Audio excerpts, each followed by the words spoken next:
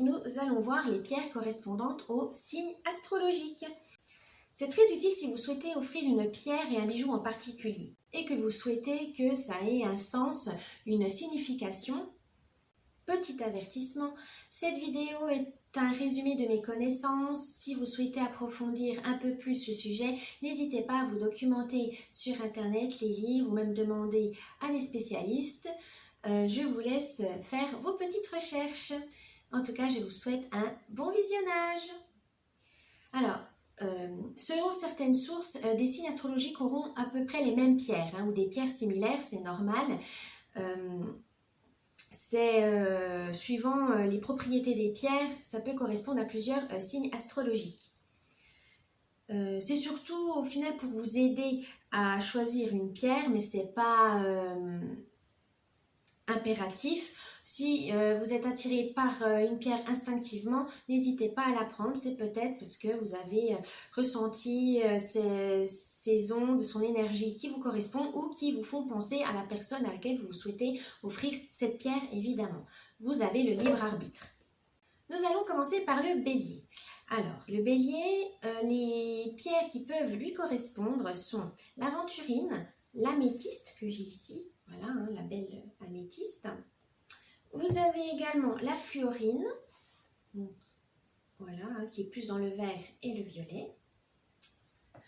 Le grenat, l'hématite, le jade, le jaspe rouge, donc là, le jaspe rouge, vraiment la couleur du feu, comme la couleur du feu. Le quartz rutile et la rhodonite. Donc vous avez vraiment un panel de couleurs qui peut vous correspondre. Pour les taureaux, c'est le quartz rose, donc comme celle-ci.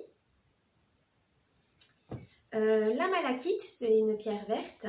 La pyrite, la rhodonite, l'agate, donc les agates, voilà, comme ceci, voilà les couleurs que vous souhaitez. Vous avez ces couleurs-là ou vraiment noires, voilà, une agate noire, par exemple. Vous avez également l'aventurine, le grenat et l'héliotrope. Pour les gémeaux, vous avez la métrine, la calcédoine, l'aigle marine, l'œil de tigre, la calcite, alors, par exemple calcite orange, comme celle-ci, la labradorite, donc comme celle-ci, ou la mocaïte. La mocaïte, c'est une pierre très rouge. Passons au cancer.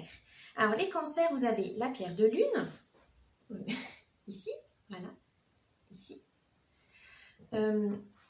L'aventurine, la calcédoine, chrysoprase, cristal de roche, l'olite, la tourmaline, donc la tourmaline, ici.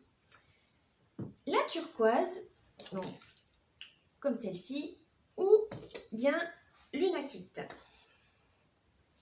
Maintenant, on va passer au lion. Alors, le lion, c'est la tourmaline, donc encore celle-ci, l'améthyste, qu'on a vu, voilà, la couleur violette, la métrine, la calcite, la citrine, l'héliotrope, l'œil de tigre, l'onyx et évidemment la pierre de soleil, parce que le lion, c'est le signe du feu, c'est un des signes du feu. Voilà, si jamais vous hésitez, des couleurs, etc., pensez que aux éléments de vos signes. Par exemple, bélier, lion, c'est du rouge, c'est de l'orange et du jaune, si jamais vous êtes un peu hésitant. Pour tout ce qui est taureau, cancer, c'est plus des couleurs roses, etc., vraiment dans l'émotionnel. Surtout, n'hésitez pas, si vous êtes un peu hésitant, pensez aux couleurs qui peuvent correspondre à vos signes astrologiques. Ensuite, nous allons passer à la Vierge. Alors, la Vierge, c'est le jade, l'olite, l'amazonite, l'améthyste, le quartz rutilé et la sodalite. Donc, sodalite, c'est du bleu avec les petites taches blanches. Pour la Balance, la Balance, on a le lapis lazuli, voilà. On a également l'aigle marine, le chrysoprase, l'obsidienne, donc l'obsidienne. L'œil de faucon, le quartz fumé, l'unakite, la mocaïte et cristal de roche et évidemment le retour de la turquoise. Pour les scorpions, Alors, les scorpions, c'est la citrine, le jaspe rouge. Donc, je vous la remontre hein, si jamais, voilà, le jaspe rouge. La cornaline, voilà, la cornaline, donc c'est vraiment plus vers on tire plus vers l'orange, rouge-orange. La pierre de soleil, le quartz fumé et le quartz lazuli.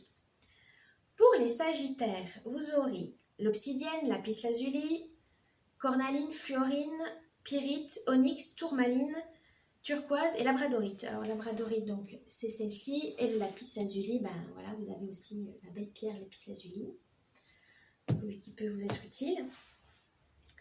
Les capricornes, alors vous avez la malachite, la fluorine, donc je vous la remontre, hein, voilà, c'est celle-ci par exemple. Il y a d'autres couleurs un peu plus, mais voilà, les fluorines c'est ça. Le cristal de roche, l'hématite, l'œil de faucon et le quartz rose. Donc le quartz rose, hein, c'est vraiment la pierre par excellence de l'émotion, de l'émotionnel.